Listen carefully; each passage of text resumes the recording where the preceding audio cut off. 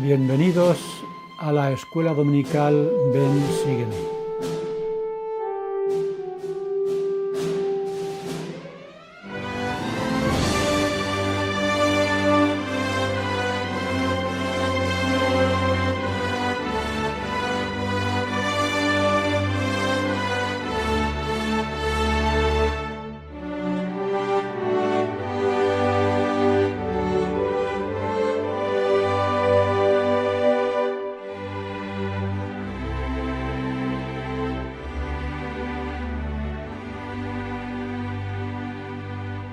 El 27 de diciembre de 1832, al comienzo de una conferencia en la habitación de la planta alta de la tienda de la familia Whitney, el profeta explicó que para que pudieran recibirse las bendiciones que estaban necesitando, los allí congregados deberían ejercer la fe en Dios y ser uno en corazón y voluntad. Pidió entonces a todos los presentes que orasen en voz alta por turnos para conocer así la voluntad del Señor. Como respuesta a estas oraciones, el profeta José Smith recibió durante los días 27 y 28 de diciembre de 1832 la parte de la revelación que se encuentra registrada en la sección 88 de Doctrina y Convenios, versículos 1 a 126. En estos versículos se revelan, entre otros, los siguientes principios fundamentales del plan de nuestro Padre Celestial para ayudar a sus hijos a lograr la vida eterna. El Santo Espíritu de la promesa, que confirma la gloria celestial y la vida eterna a los fieles santificados por la ley de Cristo. La presencia de Dios en el universo por medio de la luz de Cristo, que es la luz de la verdad, y el poder por el que se creó el universo, así como la ley por la que se gobierna el cosmos, respondiendo de esta manera a las grandes preguntas de la cosmología sobre el origen del mundo y de las leyes por las que se rige. Incluye también la definición del alma como la unión del cuerpo y del espíritu, resolviendo el gran debate de siglos sobre la distinción entre el alma y el espíritu. También la resurrección como parte de la redención del alma, devolviendo la materia al plan de salvación y redención que la apostasía había relegado con la influencia del neoplatonismo, las señales de la segunda venida y la necesaria proclamación de la restauración del Evangelio que incluye estos y otros principios. 6 días más tarde, el 3 de enero de este año 1833, se recibió la revelación que comprende los versículos 127 a 137. Durante muchos meses antes de esta fecha de enero de 1833, los dirigentes de la Iglesia en Missouri habían hecho acusaciones y mostrado malos sentimientos contra los dirigentes de la Iglesia en Ohio. Y el 11 de enero de 1833, José Smith envió una carta a William W. Phelps, que estaba en Independence, Missouri, y le adjuntó una copia de la revelación que se encuentra en Doctrina y Convenios 88, del 1 al 126 ya citados. En esta carta es probable que incluyera también el contenido de los versículos 127 a 137 que se añadieron después, y le explicó lo siguiente: les envío la hoja de olivo que hemos tomado del árbol del paraíso, que es el mensaje de paz del Señor para nosotros. Pues, a pesar de que nuestros hermanos de Sión tienen sentimientos contra nosotros, cosa contraria a la exhortación del nuevo convenio, nos complace saber que contamos con la aprobación del Señor y que nos ha aceptado y ha establecido su nombre en Kirtland para la salvación de todas las naciones. Procuren purificarse ustedes y todos los habitantes de Sion, no sea que la ira del Señor se encienda con ferocidad.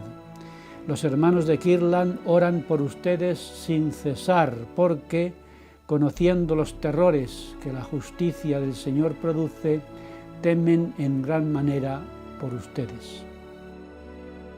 El profeta se refirió pues a esta sección 88 como una hoja de olivo tomada del árbol del paraíso con la esperanza de que un mensaje de paz ayudara a calmar estos sentimientos hostiles que algunos santos de Missouri tenían contra los dirigentes de la iglesia en Kirtland, Ohio, como explica el profeta en su carta de presentación de esta revelación.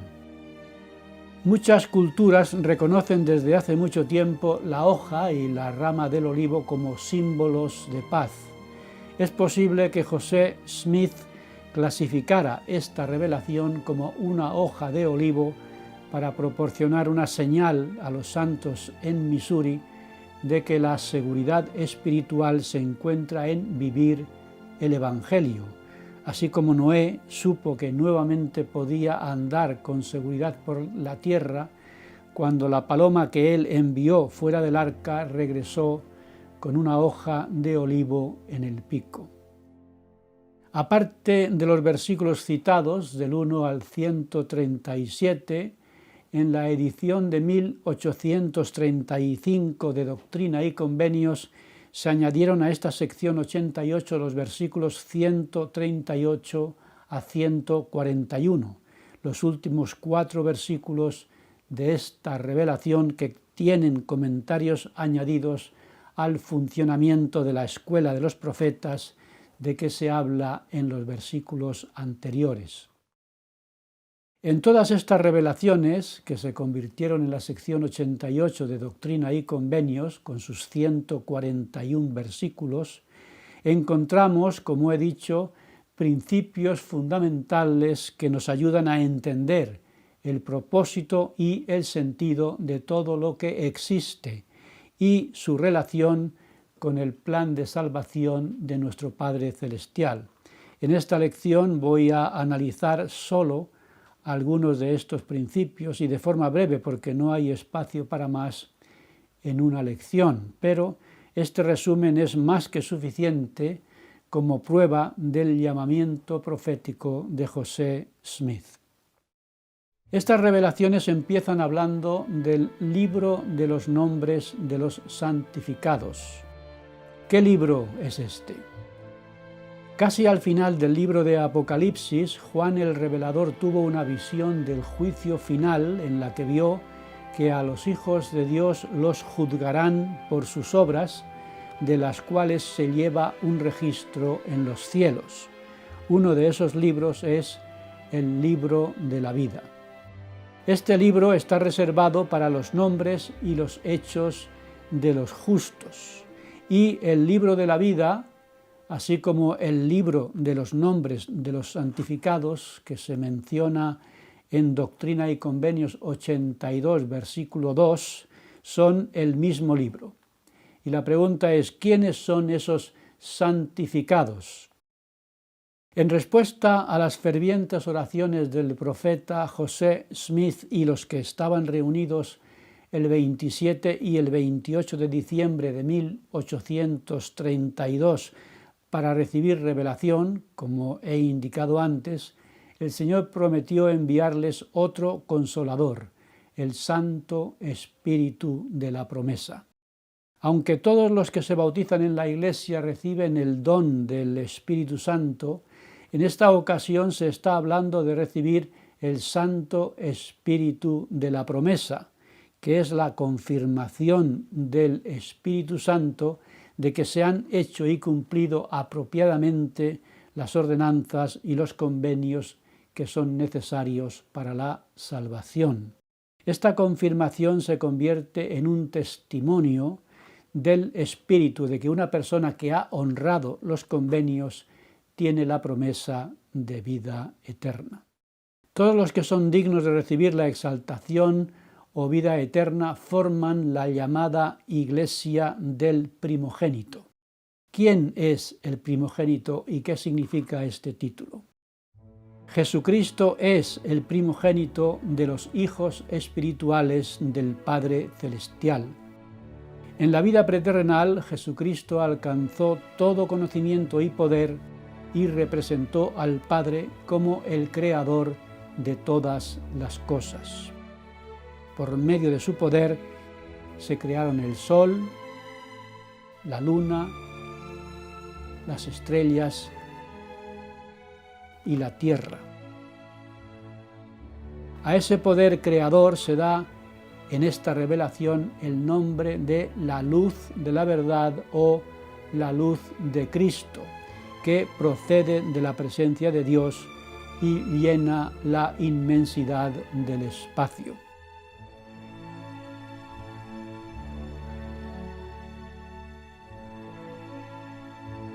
Esa luz que da vida a todas las cosas es además el poder espiritual que vivifica nuestro entendimiento. De revelaciones anteriores, los santos habían aprendido que si vivían dignamente y seguían la voz del Espíritu, esta luz brillaría en sus vidas y los guiaría al Padre Celestial y a los convenios del Evangelio. Y en esta revelación de la sección 88 aprendemos que esta luz es la luz de la verdad, también llamada la luz de Cristo. La luz de Cristo da vida y luz a todas las cosas, y esta luz o Espíritu de Cristo activa la conciencia y ayuda a discernir la verdad del error, lo correcto de lo incorrecto. Su influencia se debilita con la transgresión y se restablece mediante un arrepentimiento adecuado. Cuando se sigue la guía del Espíritu, las personas reciben la dirección necesaria para recibir la inspiración del Espíritu Santo. La luz de Cristo no es una persona, sino un poder y una influencia que proviene de Dios, llena la inmensidad del espacio, hace que los mundos se mantengan en sus órbitas y de alguna manera ayuda a mantener el orden que da vida al cosmos. Y se llama luz de Cristo porque Jesucristo es el Creador y, por tanto, la conexión entre ese poder y la existencia del universo. Y, como decía, ayuda a comprender y a responder las preguntas de la teoría o doctrina sobre el mundo o el cosmos, llamada cosmología. La presencia de Dios en el universo estaría representada por la luz, la ley y el poder. Estos tres elementos, y aprendemos que la ley gobierna, preserva, perfecciona y santifica a los que la cumplen. Por tanto, deberíamos entender la razón por la que debemos cumplir las leyes por medio de las cuales Dios lleva a cabo el plan de salvación. Si queremos recibir la gloria celestial, debemos cumplir la ley celestial. Y quienes cumplen una ley menor recibirán una gloria menor. Y esto que se aplica a los hijos e hijas de Dios, también se aplica a los planetas. Sobre la Tierra leemos lo siguiente: y además de cierto os digo que la Tierra obedece la ley de un reino celestial porque cumple la medida de su creación y no traspasa la ley. Así que será santificada. Sí, a pesar de que morirá, será vivificada de nuevo y aguantará el poder que la vivifica y los justos la heredarán. Esto debería responder cualquier pregunta sobre por qué Dios nos da mandamientos y por qué debemos cumplirlos, como estoy diciendo. El siguiente punto de esta revelación es la doctrina del alma, de que tantos debates ha habido durante siglos, y también sobre la resurrección de los muertos. La resurrección es la unión del espíritu y del cuerpo para nunca más volver a separarse, porque esta unión se vuelve espiritual o inmortal. El espíritu y el cuerpo unidos forman el alma, y la resurrección es parte de la necesaria redención del alma que se completa cuando la expiación de Jesucristo la santifica de toda injusticia y la prepara para recibir la gloria celestial. Nuestra identidad completa incluye no solo el espíritu, sino también el cuerpo físico, ya que ambos vienen de nuestro Padre celestial. El apóstol Pablo dijo lo siguiente, refiriéndose al cuerpo como el templo de nuestro espíritu: ¿no sabéis que sois templos de Dios y que el Espíritu de Dios mora en vosotros? Si alguno profanase el templo de Dios, Dios lo destruirá a él, porque el templo de Dios, el cual sois vosotros, santo es. Por tanto, esta doctrina del alma, como la unión del espíritu y del cuerpo, es fundamental para el trato que debemos dar a nuestro cuerpo en este mundo, cuidando nuestra salud espiritual y nuestra salud física como si fueran la misma cosa. En febrero de 1832, el profeta José Smith y Sidney Rigdon tuvieron una visión de los 3 reinos de gloria que estudiamos en la sección 76 de Doctrina y Convenios. Y ahora, en esta revelación de la sección 88, aprendemos que a todo reino se le ha dado una ley, y que la luz de Cristo es la ley por la cual se gobiernan todas las cosas. Según esto, la gloria y el reino que una persona herede en la resurrección dependerán de la ley que esté dispuesto a cumplir. Si yo quiero recibir la gloria celestial, debo obedecer, por tanto, una ley celestial. La ley del reino celestial incluye los convenios del Evangelio, tener presente al Salvador y nuestro compromiso de obediencia, sacrificio, consagración y fidelidad. El tipo de gloria que recibamos en la eternidad no es, pues, fruto del azar, sino de la necesaria obediencia a las leyes que la restauración del Evangelio nos ayuda a conocer y a cumplir. Y volviendo a la doctrina del alma y a la importancia del espíritu y del cuerpo unidos como un solo ser, así como hay 3 reinos de gloria preparados por Dios como herencia para sus hijos, hay también 3 grados de gloria para los cuerpos resucitados. Tal como se registra en Doctrina y Convenios, sección 88, versículos 29 a 31, cuando resucitemos, nuestro espíritu y nuestro cuerpo estarán vivificados por una porción de la gloria celestial, terrestre o celestial, según la ley que hayamos cumplido durante nuestra vida en este mundo. Por eso es tan importante entender no solo el papel del espíritu en nuestra existencia terrenal, sino también el papel del cuerpo físico y el cuidado que debemos tener de él. La revelación registrada en Doctrina y Convenios 88 nos ayuda a comprender la naturaleza del hombre, la naturaleza de Dios y la relación que hay entre ambas, otro asunto también debatido durante siglos, pero de forma infructuosa. El alcance del poder de Dios en el universo queda ilustrado vívidamente en la explicación que encontramos en esta lección sobre la influencia divina que hay en el Sol, en la Luna, en las estrellas y en la Tierra y en todos los planetas, porque leemos que todos los que han visto a cualquiera de los cuerpos celestes ha visto a Dios obrando en su majestad y poder.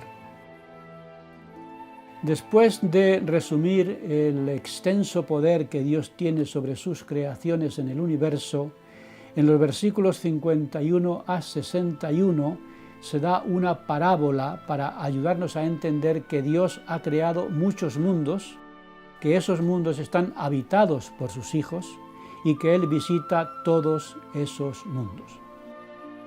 Y aunque no tengamos información sobre esos otros mundos, sabemos que sí hay en el universo otros mundos habitados y que por tanto nosotros adoramos a un Dios que gobierna y ministra muchos planetas aparte del nuestro. Nuevamente tenemos más material para responder a las preguntas de la cosmología. Y lo milagroso es que, aunque es Dios de muchos mundos y que los visita todos, Él está siempre cerca de nosotros y podemos sentirlo si cumplimos con su ley, la misma ley que gobierna el cosmos, que es la ley de Cristo. El Señor dijo en este sentido: y además de cierto os digo, mis amigos, os dejo estas palabras para que las meditéis en vuestro corazón junto con este mandamiento que os doy, del llamarme mientras estoy cerca. Allegaos a mí y yo me allegaré a vosotros. Buscadme diligentemente y me hallaréis. Pedid y recibiréis, llamad y se os abrirá. Y el Señor añadió sobre este asunto que se nos concederá cualquier cosa que pidamos al Padre en su nombre, pero solo si es para nuestro bien. El Padre, pues, siempre contestará las oraciones, pero no siempre como podríamos esperar o desear. Si aceptamos la voluntad de Dios, sea cual sea, estaremos cada vez más cerca de Él, porque nuestra voluntad y la voluntad de Dios acabarán siendo la misma. Y de eso se trata cuando hablamos de llegar a ser como nuestro Padre Celestial. Y otra manera de estar más cerca de Dios es lograr que la gloria de Dios sea un asunto preferente para nosotros. El Señor lo dijo de la siguiente manera: y si vuestra mira está puesta únicamente en mi gloria, vuestro cuerpo entero se llenará de luz y no habrá tinieblas en vosotros, y un cuerpo lleno de luz comprende todas las cosas.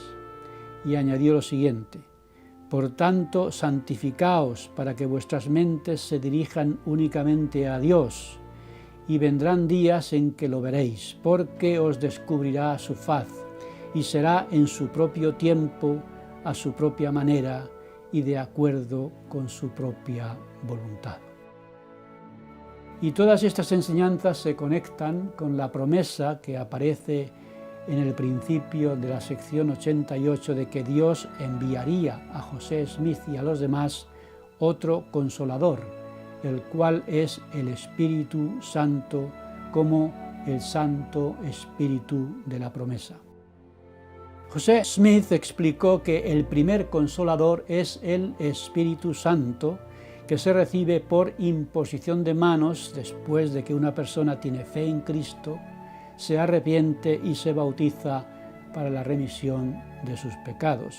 Y después, si persevera fielmente viviendo de acuerdo con todas las palabras de Dios, cuando el Señor lo haya probado en todas las cosas y haya visto que está resuelto a servirle, tendrá el privilegio de recibir el otro consolador, que es Jesucristo, que le instruirá cara a cara y podrá alcanzar un conocimiento perfecto de los misterios del reino de Dios. Esta sería la consecuencia final de nuestra fidelidad en todo lo que hemos estado viendo. El versículo 69 cierra esta parte de la revelación con un recordatorio de las promesas que el Señor nos ha hecho y con una llamada a un comportamiento coherente con el carácter sagrado de estas promesas, y lo hace con estas palabras: recordad la grande y última promesa que os he hecho. Desechad vuestros pensamientos ociosos y risa excesiva de entre vosotros. Y en los versículos 70 a 141, el Señor mandó a los élderes de la Iglesia que se enseñaran los unos a los otros y que se prepararan para servir como misioneros.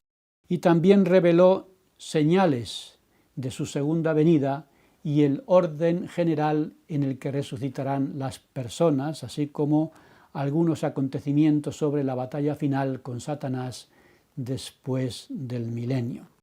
El Señor mandó también a los santos que edificaran una casa de Dios en Kirtland y mandó a los élderes que organizaran la escuela de los profetas en la que los élderes aprenderían todas las cosas que pertenecen al reino de Dios, para que tuvieran una mejor preparación en su predicación del Evangelio.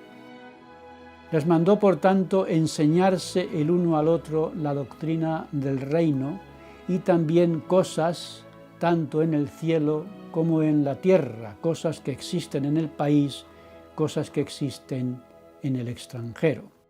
Estas instrucciones nos muestran la importancia de la formación, no solo religiosa, sino también en otras áreas del conocimiento académico, la historia, la geografía, etc., en la preparación para predicar el Evangelio. Cuanto mayor y mejor sea nuestra formación cultural, más preparados estaremos para entender las verdades del Evangelio y para enseñarlas a los demás, y al mismo tiempo para defendernos y para defender a la Iglesia de los ataques de quienes están en contra de nuestros principios. Ya sé que el Señor dijo: por tanto llamo a lo débil del mundo, a aquellos que son indoctos y despreciados, para trillar a las naciones por el poder de mi Espíritu. Pero esto no debe usarse como excusa para salir a la misión sin haber aprovechado adecuadamente los años de la escuela para, como dice el Señor, buscar palabras de sabiduría de los mejores libros, tanto por el estudio como por la fe.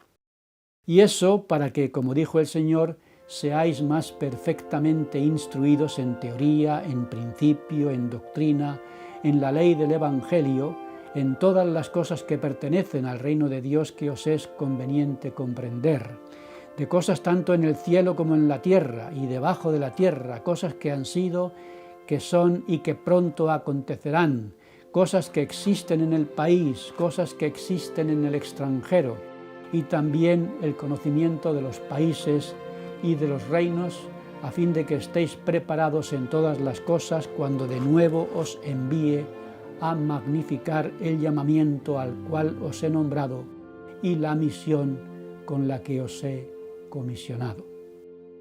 Por tanto, el Señor mandó a los élderes que obtuvieran conocimiento tanto del Evangelio como de todos los demás campos del saber por medio del estudio y de la fe. Aprender por medio de la fe incluye el deseo de saber y de aplicar lo aprendido. Como ya he dicho antes, el profeta José Smith envió una carta a William W. Phelps, que estaba en Independence, Missouri, el 11 de enero de 1833, con la revelación de esta sección 88, y en la carta escribió lo siguiente: verá que el Señor nos ha mandado edificar una casa de Dios en Kirtland y establecer una escuela para los profetas. Esta es la palabra del Señor a nosotros y debemos obedecer. Sí, y con la ayuda del Señor lo haremos. El Señor mandó también a los santos que se prepararan para celebrar una asamblea solemne y les pidió que se prepararan santificándose y purificándose. Y pidió a los élderes que permanecieran en Kirtland, Ohio, hasta que se pudiera celebrar la asamblea solemne en la que serían investidos con poder de lo alto.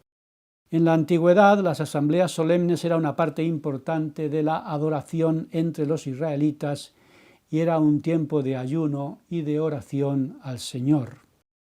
3 días después de la dedicación del templo de Kirtland, se celebró una asamblea solemne.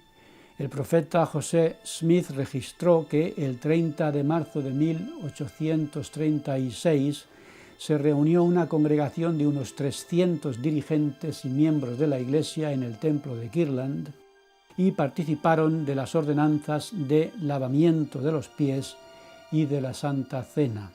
El profeta impartió instrucción y los dirigentes de la Iglesia pronunciaron bendiciones y profetizaron. José Smith informó que él salió de la reunión a eso de las 9 de la noche y los miembros del quórum de los 12 apóstoles continuaron con la reunión, durante la cual hubo exhortación, profecía y hablar en lenguas hasta las 5 de la mañana. El Salvador se apareció ante algunos, en tanto que ángeles ministraron a otros. Ciertamente fue un Pentecostés y una investidura digna de ser recordada por mucho tiempo. Mediante esa investidura de poder que se derramó sobre los santos en la casa del Señor, estarían preparados para llevar el Evangelio a otras personas. En la dedicación del templo de Kirtland y en las reuniones que siguieron, el Señor derramó las manifestaciones del poder espiritual que Él había prometido. El 3 de abril de 1836, el Señor Jesucristo se apareció al profeta José Smith y a Oliver Cowdery en el templo de Kirtland y confirmó que se había producido la investidura de poder y que el corazón de millares y decenas de millares se regocijará en gran manera como consecuencia de las bendiciones que se derramarían y la investidura con que mis siervos han sido investidos en esta casa. El mandamiento del Señor a los santos de establecer una casa de Dios, que leemos en el versículo 119, se refiere específicamente a la construcción de un templo, el primero en esta dispensación. El templo del Señor no sería solo un lugar de adoración, sino una casa de instrucción también, y un lugar donde los misioneros podrían prepararse para predicar el Evangelio. En todos los templos leemos las palabras «la casa del Señor», para que sepamos que es un lugar sagrado. El mandamiento del Señor de establecer una casa de oración, ayuno, fe, instrucción, gloria y orden, una casa de Dios, están mostrando que se trata de algo más que la mera construcción de un edificio. Estamos hablando de la casa del Señor. El elder L. Lionel Kendrick, de los 70, enseñó lo siguiente: cuando entremos en el templo, debemos dejar el mundo atrás. Debemos sentir cómo sería entrar en la presencia del Señor. Podríamos considerar los pensamientos y las conversaciones que tendríamos en su santa presencia. Captar la visión de ese momento nos ayudará a prepararnos para entrar en su presencia. Al acercarnos al templo, debemos hacer a un lado nuestros pensamientos triviales y concentrarnos en nuestras sagradas responsabilidades mientras servimos en la casa del Señor. El Salvador nos ha dado importantes consejos sobre nuestras conversaciones en el templo y ha dicho: por consiguiente, cesad de todas vuestras conversaciones livianas, de toda risa, de todo vuestro orgullo y frivolidad. Y añadió: del mismo modo que dejamos nuestros pensamientos triviales atrás al aproximarnos a las inmediaciones del templo, también debemos dejar atrás toda conversación liviana. No solo es importante lo que hablamos en el templo, sino la manera en que lo hacemos. La voz que usemos para comunicarnos en todo lugar del templo debe ser siempre suave y apacible. Esta sección 88 es, en las palabras de José Smith, una hoja de olivo tomada del árbol del paraíso, el mensaje de paz del Señor para nosotros. Y es ciertamente una joya que brilla con sus principios fundamentales como parte del Evangelio restaurado. La lección se resume con lo escrito en el versículo 119, en el que el Señor nos pide que nos organicemos y preparemos todo lo necesario para establecer una casa de oración, una casa de ayuno, una casa de fe, una casa de instrucción, una casa de gloria, una casa de orden, una casa de Dios. Esto se aplica a nuestra vida personal y a nuestra vida familiar, pero sobre todo al templo. Prepararnos para adorar en el templo en la forma apropiada nos ayudará a lograr que nosotros, nuestras familias y nuestro hogar sean exactamente eso, una casa de Dios. Preparémonos, pues, para ser dignos de entrar y adorar en la casa del Señor. Amemos y valoremos los templos del Señor.